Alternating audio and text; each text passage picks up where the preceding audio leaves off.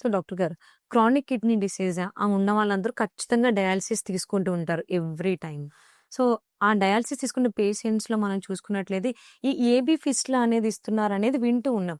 అసలు ఈ AB fistula అంటే ఏంటి? కొంచెం ఎక్స్‌ప్లెయిన్ చేస్తారా? మాకు అర్థమయ్యే విధంగా. ఏవి ఫిస్టులా అంటే మన రక్తనాళం ఆర్టరీ, వెయిన్‌ని రెండిటిని కలిపి మనం దాన్ని మెచ్యూర్ అయ్యేంత వరకు ఆగాలమ్మా 45 డేస్. హుహు. దీనిలో ఏంటంటే 2 రక్తనాళాలు జాయిన్ చేస్తాం.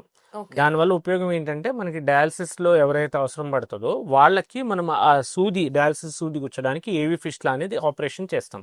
ఓకే. సో, దీనివల్ల వాళ్ళకి ఉన్న దానిలో బెస్ట్ ఆప్షన్ డయాలిసిస్‌కి అయితే ఏవి ఫిస్టులానే. హుహు. సో, ఎవరిలో అయితే మనకి డయాలిసిస్ అవసరం పడుతుందని ముందుగా అనుకుంటున్నారో, వాళ్ళు ముందుగానే ఏవి ఫిస్టులా ఆపరేషన్ అనేది మన వాస్కులర్ సెంటర్‌లో చేయించుకోవాలి. ఓకే. సో, మిగతా దానికి మనకేంటంటే మనకి ఎక్స్‌క్లూజివ్ వాస్కులర్ సెంటర్ కాబట్టి మన దగ్గర ఫిస్టులా చేయించుకున్నట్టయితే హ్మ్. రిజల్ట్స్ అనేవి ప్రొలాంగ్డ్‌గా ఎక్కువ కాలం వాళ్ళకి ఫిస్టులా ఉంటుంది.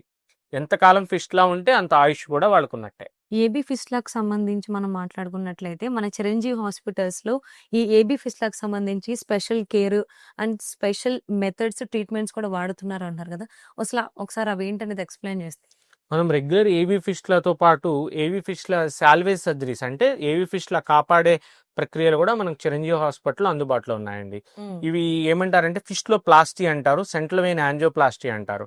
అంటే మనకు ఒక ఏవీ ఫిస్టులా మంచిగా పనిచేయాలంటే పైనెళ్ళే రక్తనాళము కొంతమందిలో సడన్‌గా థ్రిల్ తగ్గిపోతది. అంటే హ్మ్. ఆ వైబ్రేషన్ తగ్గిపోతది.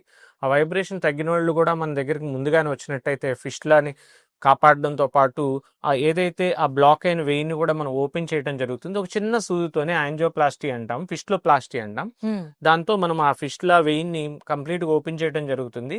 సో, ఎవరిలో అయితే చేతులు వాపులు ఉండి మెడలో బ్లాక్ ఉంటదో దాన్ని సెంట్రల్ వెయిన్ ప్లాస్టీ ద్వారా కూడా ఆ ప్రక్రియ ద్వారా కూడా మనం రిలీవ్ చేసి ఫిస్టులా అంటే డయాలిసిస్ వాళ్ళకి మంచిగా అయ్యే విధంగా మనము దోహదపడుతుందమ్మా ఈ సర్జరీస్.